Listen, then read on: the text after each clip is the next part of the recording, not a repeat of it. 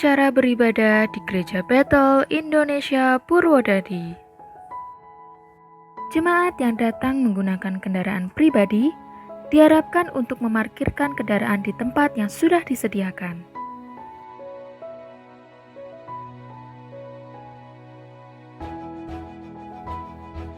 Jemaat wajib menggunakan masker dan face shield sebelum memasuki area GBI Purwodadi.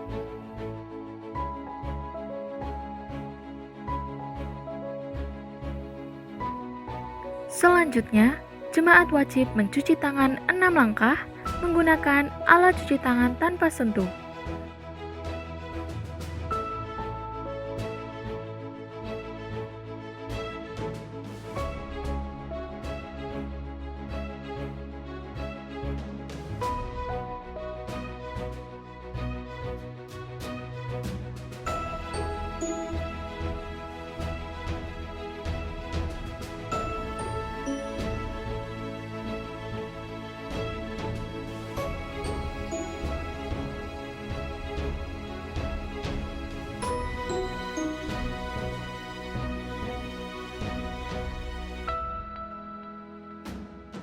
Dan membuang sampah di tempat yang sudah disediakan. Selanjutnya, jemaat melakukan pengecekan suhu dan mengambil amplop perpuluhan di pintu masuk gereja. Apabila suhu melebihi 36,99 derajat Celcius, maka jemaat dianjurkan untuk mengikuti ibadah online di rumah saja. Pada saat memasuki ruang ibadah, jemaat hanya diperbolehkan menduduki kursi yang telah disediakan, serta tetap menggunakan masker dan face shield.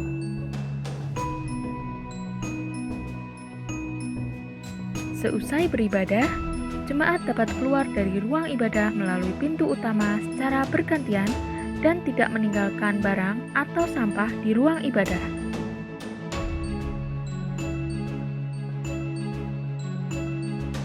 Kemudian, jemaat dapat menggunakan hand sanitizer yang telah disediakan oleh petugas.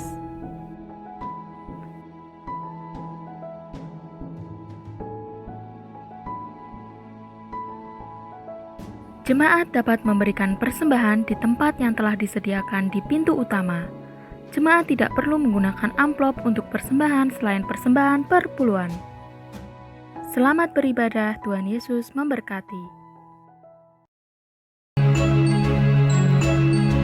Kemudian, jemaat dapat menggunakan hand sanitizer yang telah disediakan oleh petugas.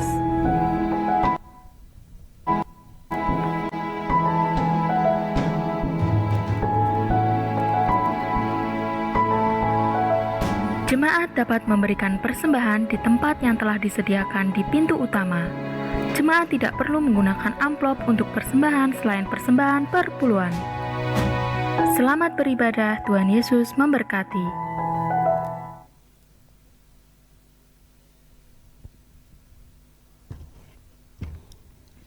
Shalom, jemaat yang di rumah, jemaat yang di tempat ini di gereja lebih semangat lagi, shalom. Puji nama Tuhan, saya yakin dan percaya kita semua ada dalam perlindungan dan kasih Tuhan. Amin.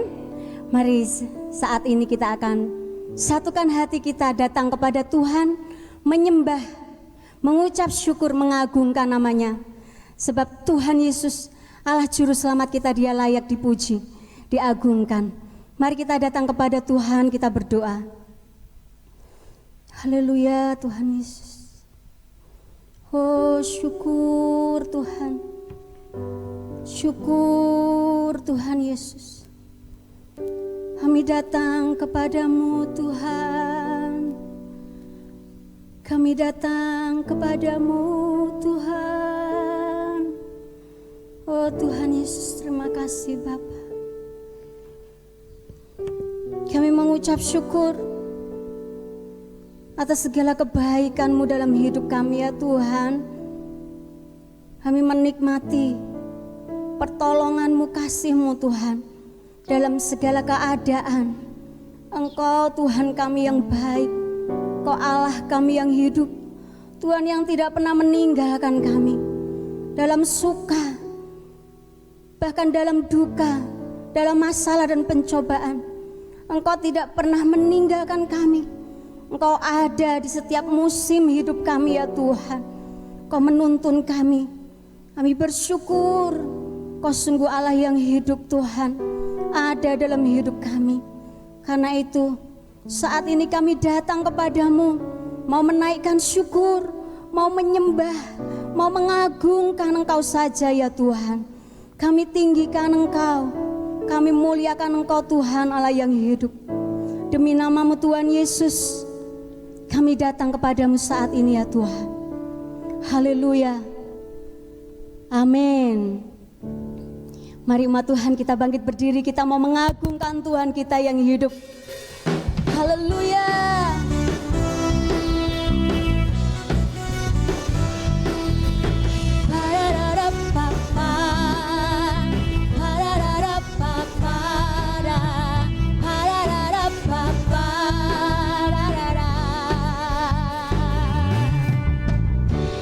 Tuhanlah kekuatan dan mazmurku, Dia gunung batu dan keselamatanku. Hanya padamu hatiku percaya, Kaulah menara dan kota perlindungan. Oh Tuhan, ku mau selalu bersyukur, sebab cinta-Mu padaku takkan pernah berubah. Hatiku percaya, walau bumi bergoncang, gunung-gunung beranjak, namun kasih setia-Mu tak pergi dariku. Mari akui Dia juru selamat kita yang hidup. Haleluya Tuhan. Tuhanlah kekuatan dan mazmurku, oh, Dia gunung batu dan keselamatanku. Hanya padamu hatiku percaya, Kaulah menara dan kota perlindungan. Ku mau selalu bersyukur, sebab cinta-Mu padaku takkan pernah berubah. Hatiku percaya, walau bumi bergoncang, gunung-gunung beranjak, namun kasih setia-Mu tak pergi dariku. Ku mau selalu bersyukur, sebab cinta-Mu pada takkan pernah berubah. Oh hatiku yang percaya, walau bumi bergoncang, gunung-gunung beranjak, namun kasih setia-Mu tak pergi dariku. Ku mau selalu bersyukur, sebab cinta-Mu padaku takkan pernah berubah. Hatiku percaya, walau bumi bergoncang, gunung-gunung beranjak, namun kasih setia-Mu.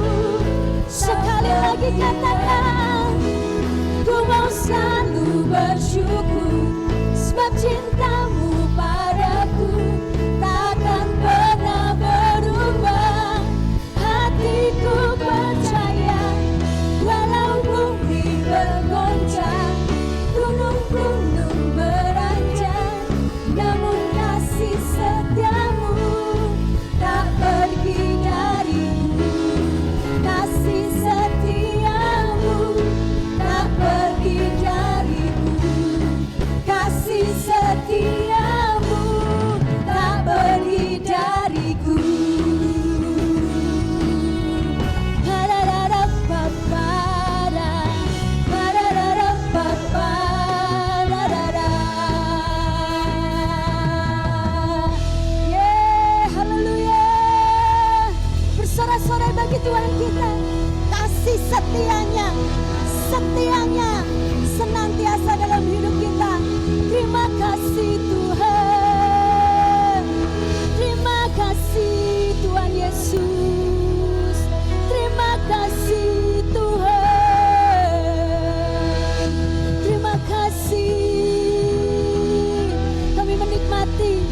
kesetiaan-Mu Tuhan.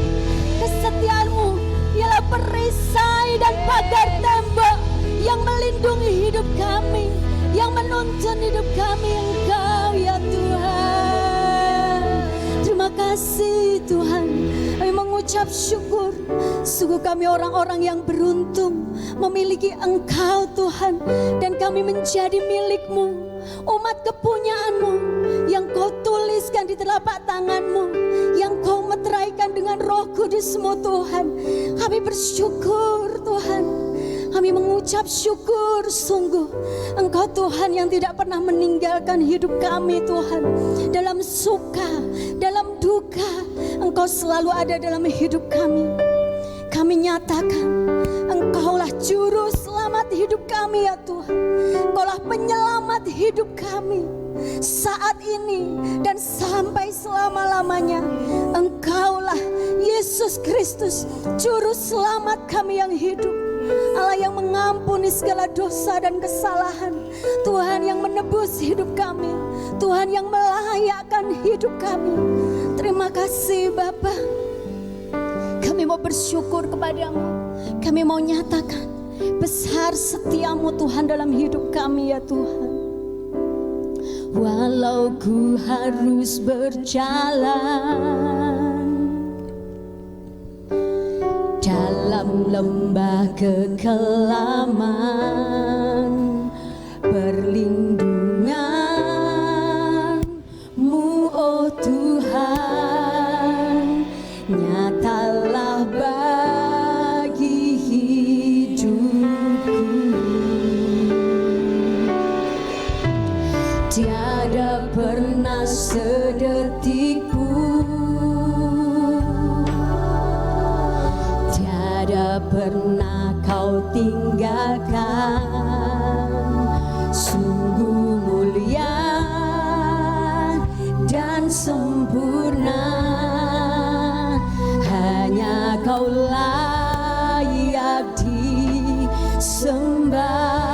Kami katakan Yesus Engkau juru selamatku.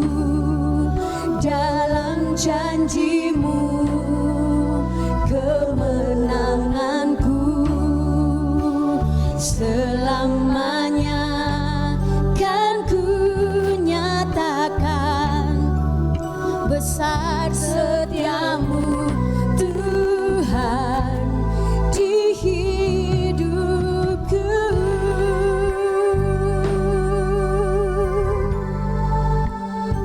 Mari katakan, walau ku harus berjalan dalam lembah kekelaman, perlindungan-Mu oh Tuhan nyatalah bagi hidupku. Tiada pernah sedetik, oh tiada pernah tinggal. Sungguh mulia dan sempurna, hanya Kau layak disembah. Kami nyatakan kepadamu Tuhan, Yesus Engkau juru selamatku. Dalam janji-Mu kemenanganku, selamanya kan ku nyatakan besar setiamu Tuhan di hidupku. Ya Engkau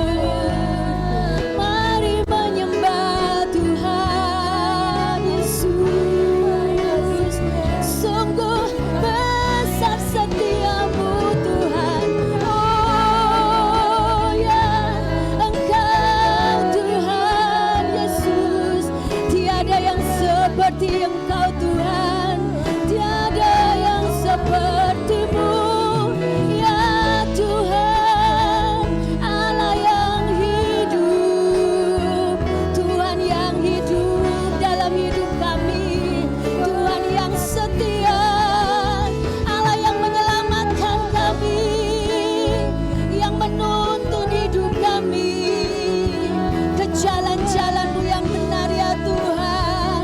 Engkaulah juru selamat kami. Oh, Engkaulah Tuhan Yesus, juru selamat kami. Engkaulah Tuhan, tiada yang lain. Engkaulah keselamatan kami, pertolongan kami datang daripada-Mu Tuhan. Terima kasih Yesus, terima kasih Tuhan Yesus. Oh, terima kasih Tuhan Yesus, terima kasih. Kirala baraya ralama ya sande. Oh, shedebe karalalama. Terima kasih Tuhan. Dalam hadirat-Mu ada kekuatan yang baru. Di dalam hadirat-Mu ada kuasa yang mengalir. Di dalam hadirat-Mu ada pemulihan Tuhan. Ketika kami menyembah Engkau, ketika kami mengagungkan Engkau ya Tuhan, kami memiliki kuasa yang daripada-Mu, kuasa keselamatan, kuasa kesembuhan, kuasa pemulihan, kuasa terobosan. Sebab di dalam hadirat-Mu ada bersama dengan Engkau, Engkau yang melakukan perkara yang ajaib dalam hidup kami ya Tuhan. Engkaulah kekuatan kami, Engkaulah perisai, penolong hidup kami, Engkaulah pelindung hidup kami. Tuhan Yesus, Tuhan Yesus, Engkaulah keselamatan kami, Engkaulah juru selamat kami ya Tuhan. Engkaulah juru selamat kami ya Tuhan. Shikaralabaya laralamaya she. Shikaralalalaya balabalabalabalabalabaya rabalabalabalabaya she. Mari nyatakan kepadanya, Yesus Engkau juru selamatku, dalam janji-Mu kemenanganku selamanya kan ku nyatakan besar setia-Mu Tuhan di hidupku. Mari lebih lagi nyatakan, Yesus Engkau juru selamatku, Yesus Engkau juru selamatku, dalam janji-Mu kemenanganku selamanya ku nyatakan besar setia-Mu Tuhan. Oh, besar setia-Mu, besar setia-Mu Tuhan, besar setia-Mu, besar setia-Mu Tuhan di hidupku.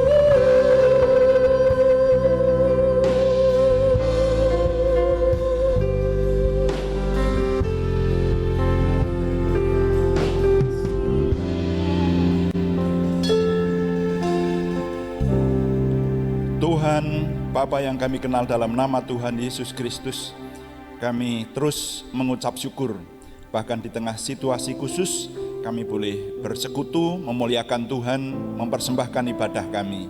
Baik yang ada di gedung gereja ini maupun kami yang mengikuti dari rumah. Tuhan, kami percaya Engkau hadir di tengah-tengah kami.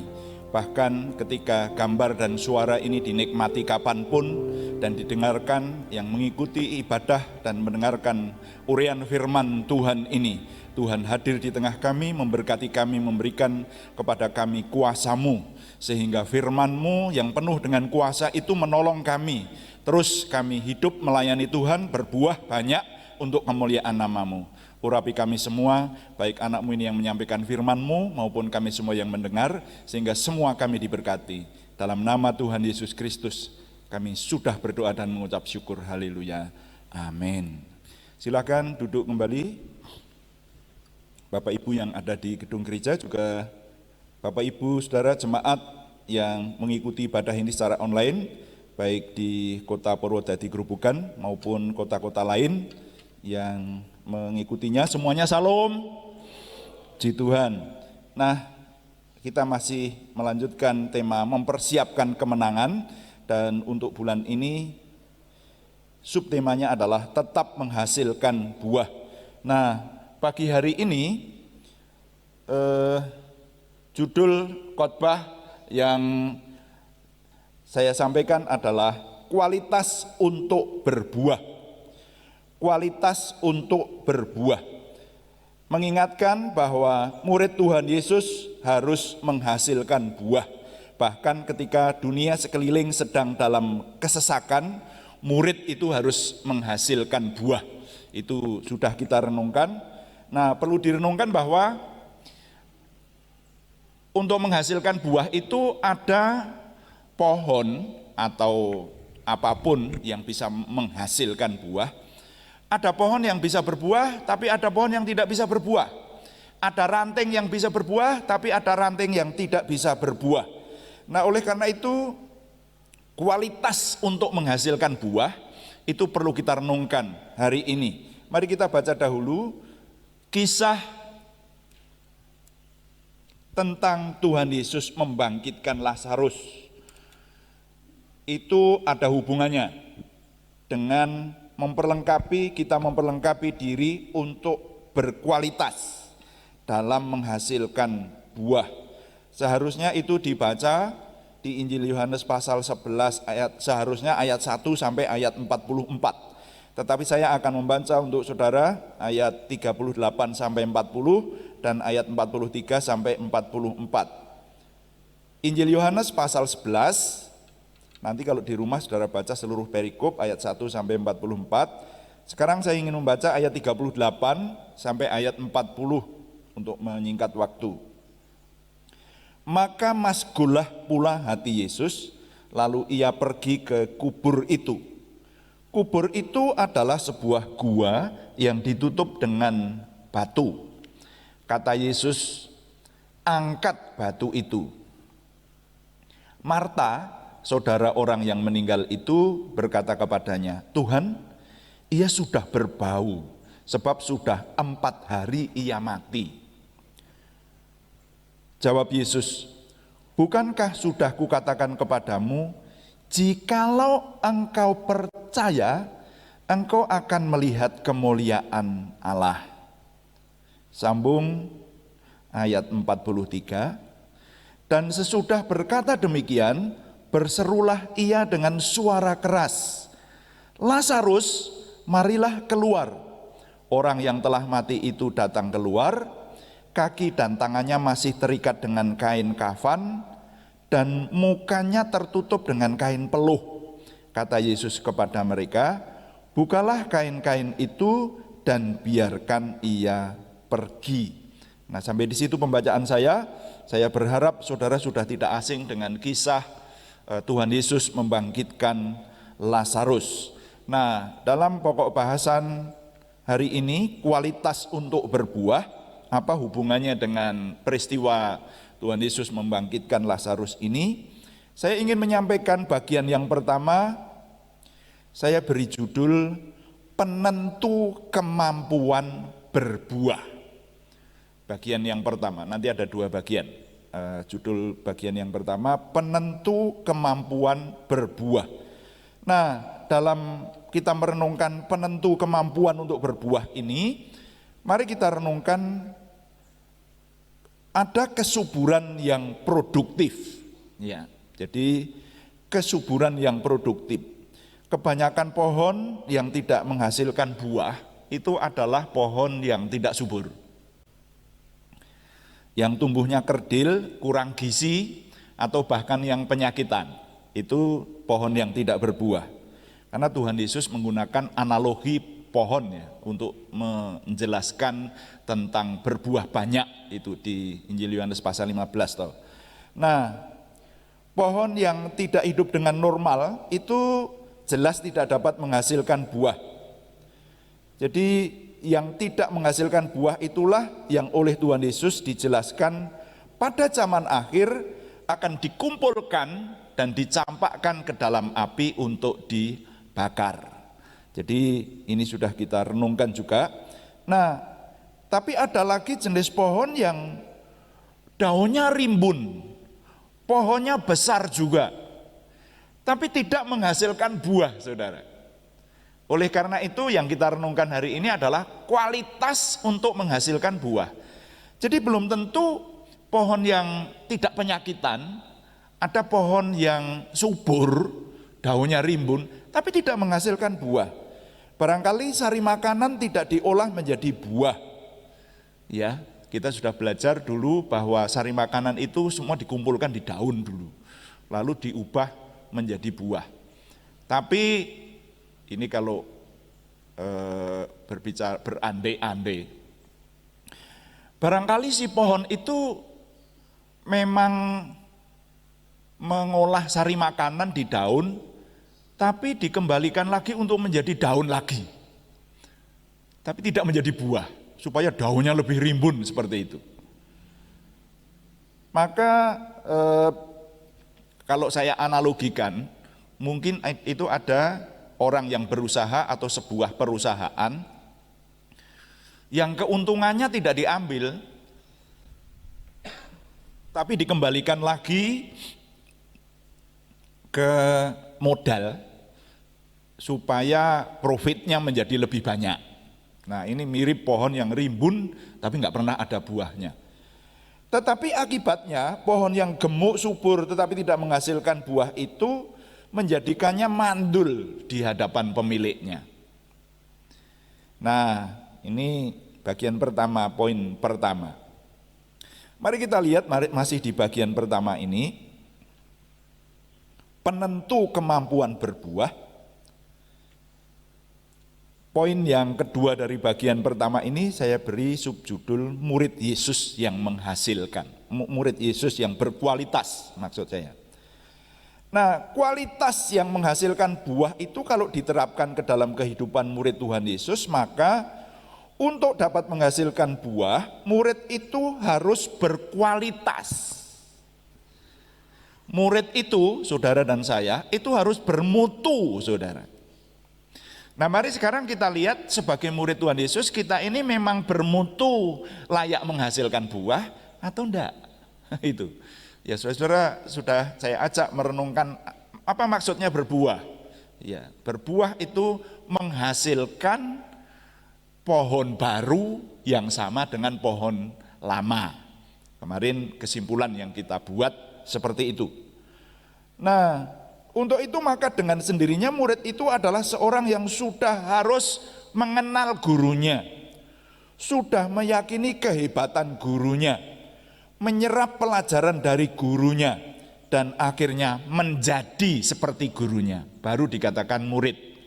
Saudara masih ingat ya, jadi orang Kristen itu ada yang sekedar Kristen tapi bukan murid Yesus, tapi ada yang benar-benar menjadi murid Yesus.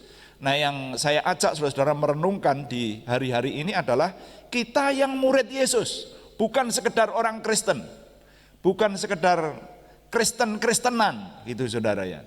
Tetapi murid Yesus itu dijelaskan oleh ucapan Tuhan Yesus sendiri, supaya kamu berbuah banyak. Saya mengingatkan aja, ini sudah kita renungkan dulu ya. Supaya kamu berbuah banyak dan buahmu tetap. Injil Yohanes 15 itu salah satu ayatnya. Supaya kamu berbuah banyak dan buahmu itu tetap, dengan demikian kamu adalah murid-muridku. Dengan demikian, ini kalau bahasa saya, baru kamu bisa disebut murid-muridku, yaitu kalau kamu berbuah. Tetapi kalau tidak berbuah sama sekali, ayat-ayat sebelumnya menjelaskan ranting yang tidak berbuah itu dipotong, dimasukkan ke dalam api untuk dibakar. Nah, kalau murid itu sudah memiliki pemahaman dan kehidupan seperti gurunya, maka giliran berikutnya adalah mengamalkan tujuan gurunya itu. Barulah ia disebut murid yang menghasilkan buah. Nah, sekarang kita masuk di bagian 2. Bagian 2 dari renungan hari ini saya beri judul pengenalan dan keteladanan kepada guru. Itu akan menentukan kualitas atau mutu dari murid yang bersangkutan. Pengenalan dan keteladanan kepada guru. Mungkin bagi beberapa orang hal ini sudah merupakan pengulangan, tetapi tetap saya akan sampaikan. Mari di bagian 2 ini, pengenalan dan keteladanan kepada guru, kita merenungkan pengenalan akan Tuhan. Saudara-saudara, kata pengenalan akan Tuhan itu sering kita dengar, sering banyak dikhotbahkan ya. Tetapi rupanya juga sering harus kita ingat kembali, kita ingat-ingatkan. Orang yang namanya akrab itu pasti orang itu saling mengenal, saling memahami dan intim satu dengan yang lain. Bukan sekedar tahu atau sekedar berteman saja. Tetapi kalau yang namanya orang kenal, itu ya memang benar-benar kenal, akrab, intim, seperti itu. Tapi kalau kita mengaku saya mengenal Tuhan juga kok, tapi ternyata nanti Tuhan tidak mengenal kita. Mari kita renungkan, jangan-jangan dalam hidup kita ini kita memang tidak pernah bergaul dengan Tuhan, tidak pernah mencari Dia, tidak pernah ingin bertemu dengan Dia. Ya. Nah, makanya mungkin kalau kita mengaku-ngaku saya ini adalah murid Tuhan, saya mengenal Tuhan, tapi tidak pernah bergaul, tidak pernah kirim WA, tidak pernah berhubungan, tidak pernah berdoa, tidak pernah, hatinya tidak akrab sama Dia. Sebetulnya kita ini tidak mengenal Tuhan yang seperti itu. Itu jangan ngaku-ngaku murid yang seperti itu. Nah, mari kita renungkan, saudara, firman Tuhan itu kalau direnungkan memang seringkali juga jadi keras ya. Jadi yang tidak keras itu kalau tidak pernah merenungkan, tidak pernah membaca, tidak pernah mengerti firman Tuhan, makanya taunya, perasaannya, wah saya ini sebetulnya orangnya Tuhan, tapi ternyata Tuhan tidak kenal kita. Nah, mari kita renungkan akan hal ini. Karena itu setidaknya orang beriman harus memahami Tuhan Yesus sebagai guru sejati dan Tuhan sejati. Harus dapat menjelaskan siapakah Yesus itu. Semakin orang mengenal Tuhan, semakin seorang murid itu akan semakin bermutu. Seperti itu. Nah, untuk menambah pengenalan kita kepada Tuhan, pada kesempatan ini saya ingin mengajak saudara-saudara memahami salah satu perbuatan yang merupakan bukti keilahian Yesus Kristus yang sangat menyolok dan tidak bisa dibantah, yaitu ketika Dia menghidupkan Lazarus.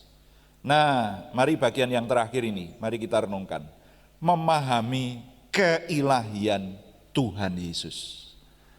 Seperti saya ulang berkali-kali bahwa Tuhan Yesus itu bukan manusia yang dituhankan, bukan.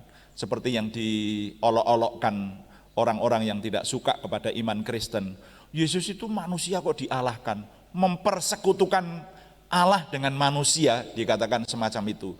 Itu sebetulnya hanya orang-orang yang tidak memahami, tetapi hanya ikut-ikutan mengolok-olok. Kita jangan sampai goyah. Saya sedang berbicara kepada saudara-saudara jemaat Kristiani yang dikasihi Tuhan. Kalau hanya menerima olok-olok semacam itu tanpa dasar, itu harap iman kita tetap teguh. Yang setuju katakan amin. Karena apa? Karena memahami keilahian Yesus Kristus itu memang harus dipelajari betul. Nah, mari kita memahami keilahian Tuhan Yesus, khususnya melalui peristiwa di mana Tuhan Yesus menghidupkan, membangkitkan Lazarus dari mati. Penggalan kisah yang kita baca tadi menunjukkan tentang perbuatan luar biasa yang dilakukan oleh Tuhan Yesus ketika membangkitkan Lazarus yang telah ada di dalam kubur selama 4 hari. 4 hari. Nanti dibaca komplit. Yohanes pasal 11 ayat 1 sampai 44. Nah, pengalaman saya sendiri, dalam perjalanan hidup sehingga semakin bersungguh-sungguh mempelajari iman Kristiani. Dulu saya bukan orang Kristen. Itu karena perikop ini, saudara, karena bagian firman ini. Kok ada orang yang sudah 4 hari di dalam kubur terus dibangkitkan oleh seorang manusia?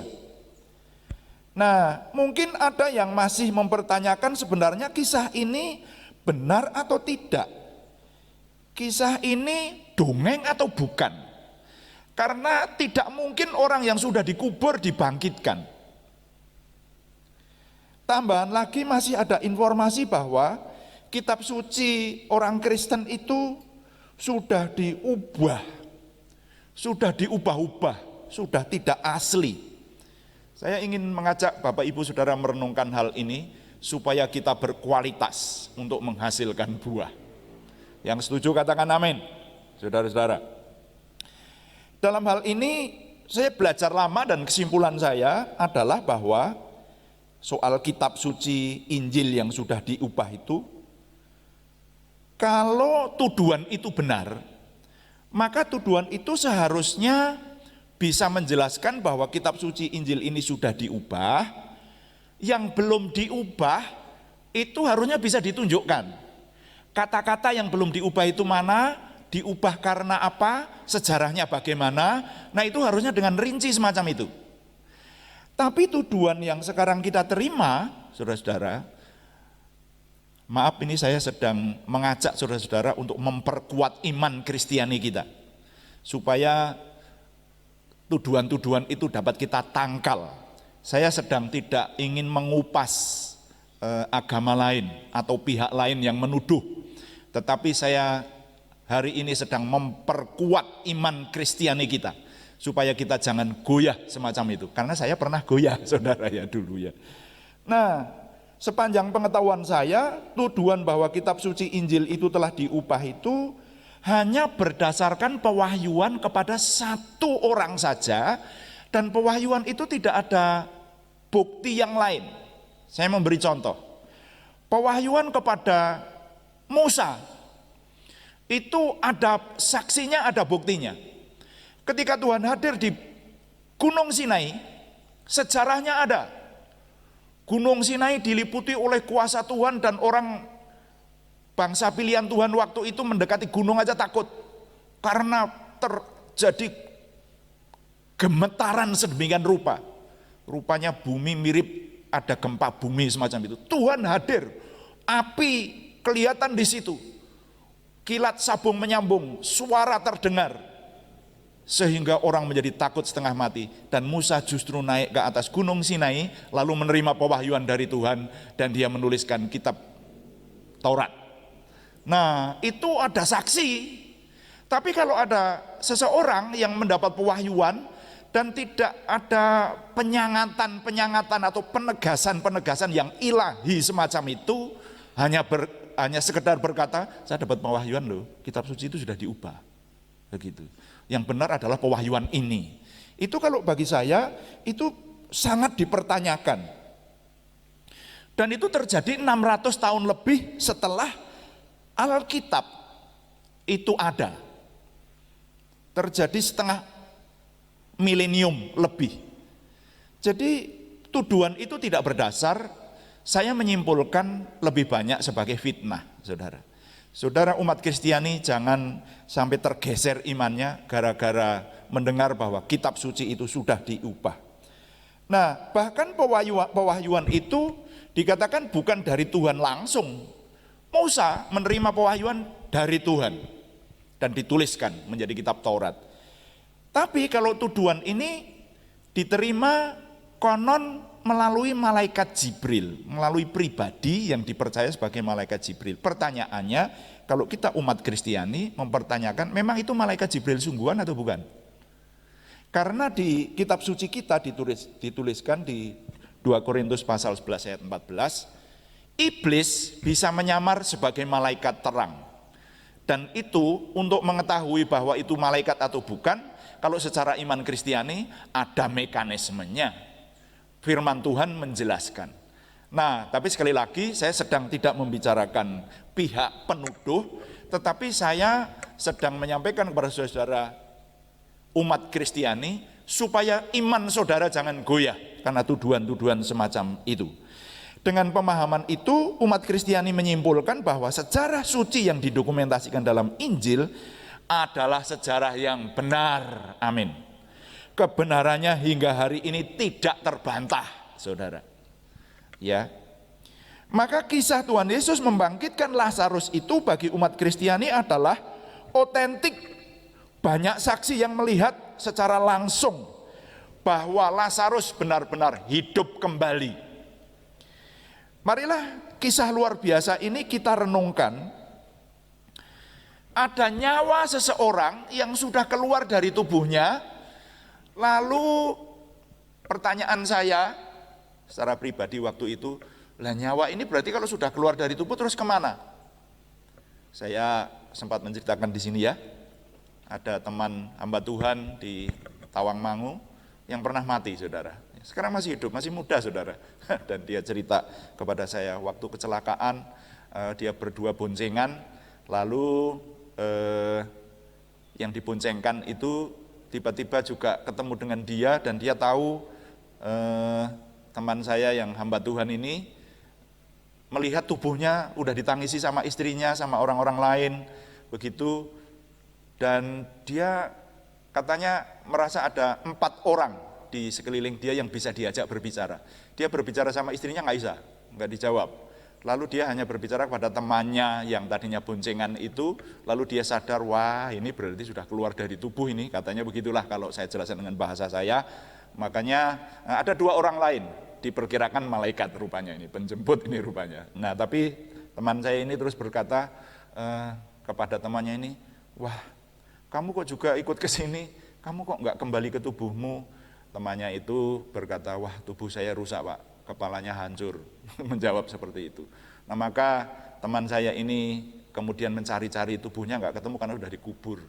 Ya, tapi kalau tubuhnya sendiri ketemu, maka dia akhirnya oleh anugerah Tuhan kembali ke tubuhnya dan hidup kembali sampai sekarang. Masih bisa saya ajak omong-omong itu. Jadi nyawa itu kalau sudah keluar dari tubuh itu bisa kemana-mana. Nah itu baru beberapa jam teman saya ini dan sekarang hidup kembali. Dia koma kalau yang menunggui orang ini koma di rumah sakit dalam beberapa hari dan baru kemudian semakin sembuh dan bisa pulang. Tapi pengalaman spiritualnya rupanya teman saya ini merasa keluar dari tubuhnya. Nah kalau sudah 4 hari, terus sudah sampai di mana itu nyawanya Lazarus? Saudara, kalau saudara membaca ada buku-buku yang dituliskan oleh Larry Lee kalau nggak salah yang menulis itu ya. Di judulnya Aku Pernah Mati. Itu juga dia berkata katanya lalu pergi ke kota-kota lain di luar negeri. Jadi nyawa itu kalau sudah mati bisa terbang kemana-mana mengetahui seluruh dunia ini. Begitu. Lazarus sudah sampai di mana itu? Karena tubuhnya sudah dikuburkan. Nah, tapi oleh Tuhan Yesus diperintahkan ketika beliau berkata, Lazarus marilah keluar, nyawa itu masuk kembali ke dalam tubuh, dan Lazarus hidup kembali. Pertanyaan kita semua, siapakah manusia yang sanggup memerintahkan nyawa seseorang yang telah 4 hari keluar dari tubuh yang dikubur, kemudian balik masuk ke tubuhnya dan hidup kembali? Bagi saya jawabannya jelas. Pribadi yang bisa memerintahkan nyawa 4 hari di luar kubur, lalu kembali ke dalam tubuh dan hidup kembali itu, tidak ada lain kecuali yang memerintah itu adalah juga yang membuat tubuh dan yang membuat nyawa itu. Makanya hal ini menambah keyakinan kita bahwa Yesus Kristus itu bukan sekedar nabi. Yesus Kristus adalah Tuhan yang mengambil rupa manusia. Amin. Melalui peristiwa ini kita murid Tuhan Yesus Kristus mendapati lagi satu bukti kuat dan akurat tidak terbantah bahwa Yesus yang kita sembah itu adalah Tuhan Juru Selamat dunia. Dia yang Maha Kuasa yang mengambil rupa manusia.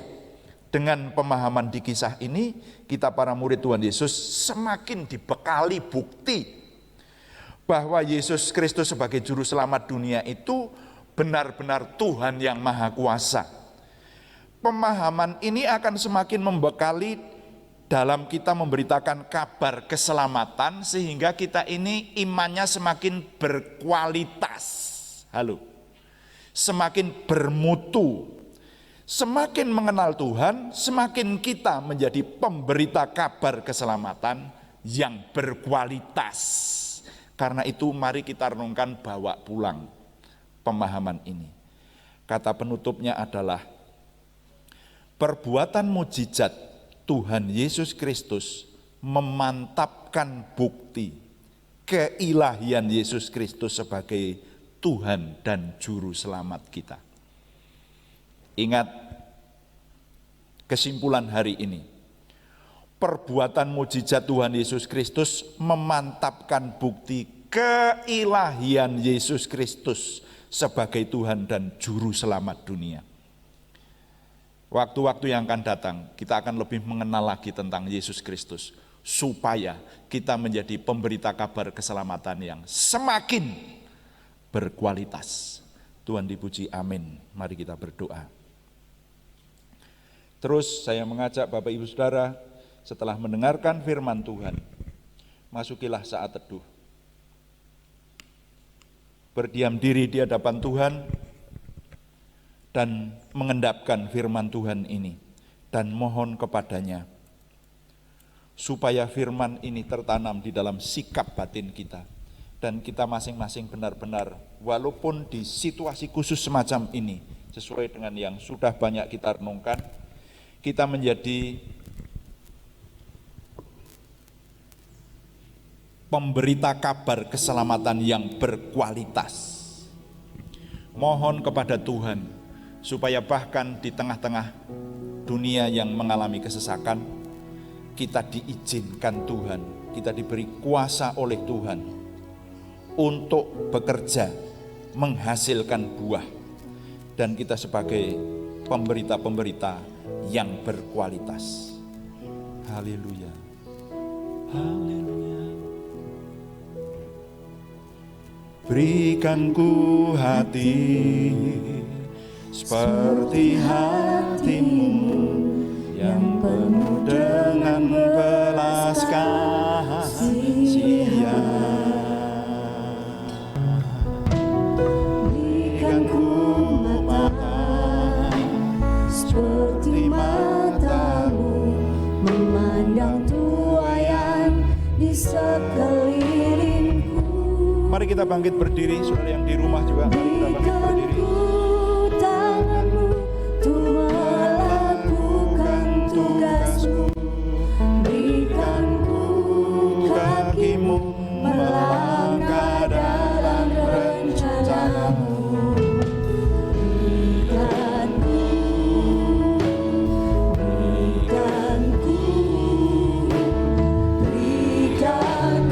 hatimu.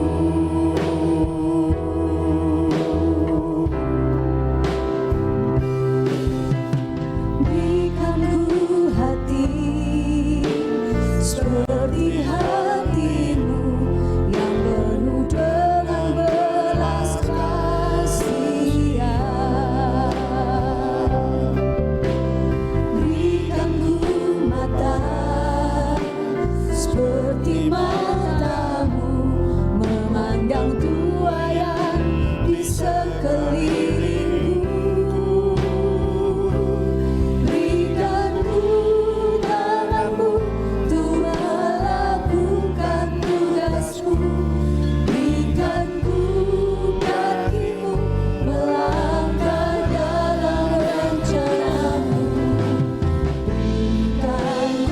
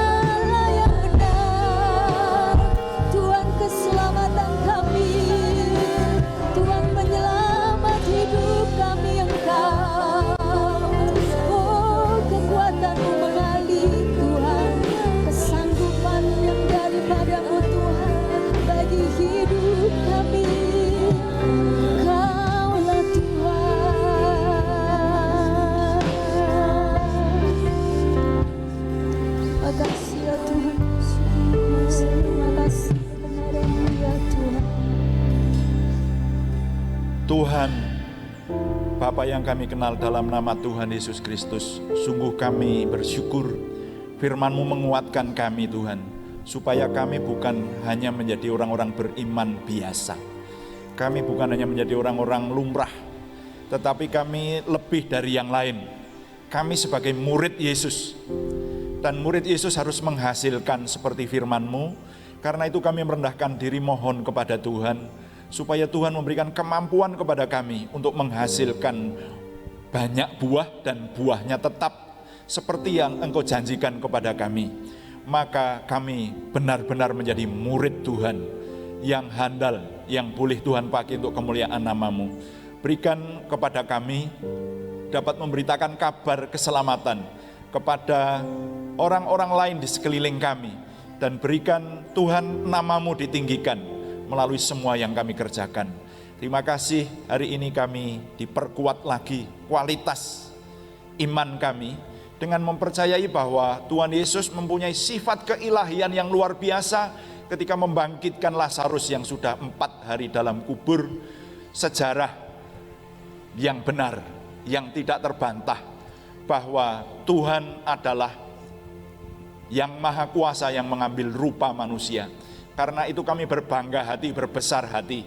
Kami memiliki Tuhan yang menjadi juru selamat kami, yang bahkan menjadikan kami boleh memanggil Tuhan sebagai Bapa di surga, sebagai Bapa yang maha kasih, yang memberkati kami, sehingga kami tidak akan ragu-ragu lagi ketika kami mendoakan orang lain, ketika kami memberitakan kepada orang lain bahwa Yesus adalah juru selamat dunia. Terima kasih Bapa, anak-Mu ini berhenti berbicara karena berbagai keterbatasan yang ada, baik keterbatasan waktu, keterbatasan kemampuan, tetapi kami mohon Roh Kudus yang tidak terbatas itu terus menolong kami, sehingga firman-Mu semakin berbuah di dalam kami. Terima kasih Bapa, dalam nama Tuhan Yesus Kristus kami berdoa. Haleluya, amin. Tetap berdiri saudara. Mari kita akan mengakhiri ibadah kita yang berbahagia pada saat ini. Kita akan menyatakan visi dan misi gereja kita yang diambil dari Kolose 2 ayat 6 dan 7. Kita ucapkan dengan penuh semangat. Visi, tertanam, bertumbuh dan berbuah. Kamu telah menerima Kristus Yesus Tuhan kita, karena itu hendaklah hidupmu tetap di dalam Dia. Hendaklah kamu berakar di dalam Dia dan dibangun di atas Dia. Hendaklah kamu bertambah teguh dalam iman yang telah diajarkan kepadamu, dan hendaklah hatimu melimpah dengan syukur. Misi, menjadi murid Tuhan Yesus Kristus yang dinamis, bertumbuh dalam iman, meraih berkat rohani dan jasmani, untuk menjadi berkat keselamatan bagi lingkungan, kota, bangsa, negara, dan seluruh dunia. Amin. Mari kita menaikkan doa syafaat kita dan mempersembahkan persembahan kita. Bapa di surga, kami membawa persembahan kami, baik yang diserahkan hari ini di gereja ini, bahkan juga kami yang dari luar kota maupun dalam kota yang belum ke gereja ini, kami mentransfer maupun menyerahkan di peti persembahan di kantor gereja setiap hari kerja. Tuhan, mohon Tuhan memberkati persembahan kami dan menguduskannya, dan memberikan kemampuan kepada kami untuk mempersembahkan lebih lagi.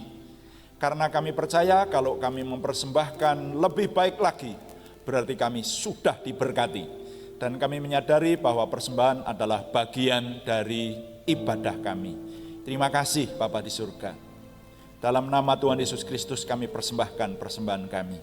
Kami juga berdoa syafaat untuk bangsa dan negara kami, Tuhan yang memberkati, Tuhan menolong kebenaran Tuhan yang sejati itu. Mohon Tuhan tampakkan, sehingga ketika bangsa dan negara kami mengalami berbagai hal, bahkan mungkin juga ada yang ingin memperkeruh suasana, Tuhan kami sadar itulah keadaan dunia. Tetapi Tuhan Yesus datang di dunia ini untuk menolong dan memberikan damai sejahtera kepada kami. Karena itu semakin berkati Tuhan bangsa dan negara kami. Jadikan pemerintah yang ada tetap pemerintah yang kuat, yang berjalan dalam jalan kebenaran Tuhan. Jauhkan semua yang diberi otoritas pemerintahan di bangsa dan negara kami ini, mulai dari presiden, gubernur, wali kota, bupati, camat, lurah, ketua RT RW, dan seluruh perangkat aparat yang ada, angkatan bersenjata, baik kepolisian maupun kemiliteran. Mohon Tuhan kuasai sehingga orang-orang yang Tuhan percaya memiliki otoritas, mereka berjalan dalam kebenaran. Tuhan jauhkan dari penyelewengan, tetapi Tuhan kuduskan mereka oleh kuasa-Mu, karena janji-Mu bahwa pemerintah yang ada itu di bawah kuasa-Mu, sehingga tidak ada cacat kepada mereka.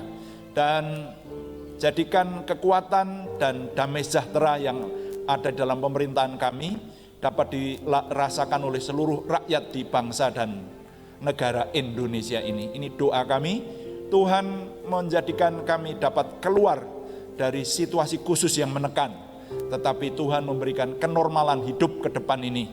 Kami berdoa secara khusus supaya tekanan pandemi yang ada segera dapat diatasi oleh anugerah Tuhan untuk bangsa dan negara kami dan seluruh dunia. Terima kasih Tuhan. Kami sekarang juga berdoa untuk kota kami di mana kami tinggal, di Purwodadi, Kabupaten Grobogan, bahkan dimanapun kami tinggal yang mendengarkan dan mengikuti ibadah ini. Tuhan memberkati tempat tinggal kami dengan kesejahteraan, karena kesejahteraan kota kami adalah kesejahteraan kami. Terima kasih Bapa di surga. Kami juga menyerahkan jemaat di tempat ini. Terima kasih Tuhan tetap memelihara, bahkan Tuhan memberkati, menghidupi jemaat ini dari berbagai penjuru yang sudah kami rasakan. Terima kasih, kami juga Tuhan pakai untuk memberkati semakin luas lagi yang menerima mendengar pelayanan kami ini. Kami percaya Tuhan akan memberikan kekuatan kepada anak-Mu ini yang Tuhan percaya untuk menyelesaikan pekerjaan pengembalaan di sini, dan juga kami semua, sehingga tim kami menjadi berkat untuk seluruh dunia yang mengglobal saat ini. Terima kasih, komunikasi yang mengglobal menolong kami untuk menjadikan berkat bagi semakin banyak orang. Terima kasih Bapa di surga. Hari ini kami berdoa semua yang ulang tahun minggu ini, Tuhan berkati dengan umur panjang, rezeki yang lancar, dan iman yang semakin teguh. Hari-hari ini yang membutuhkan kesehatan dari Tuhan, kami mohon Tuhan menjamahkan tangan-Mu, memberikan kesembuhan dan sukacita damai sejahtera-Mu.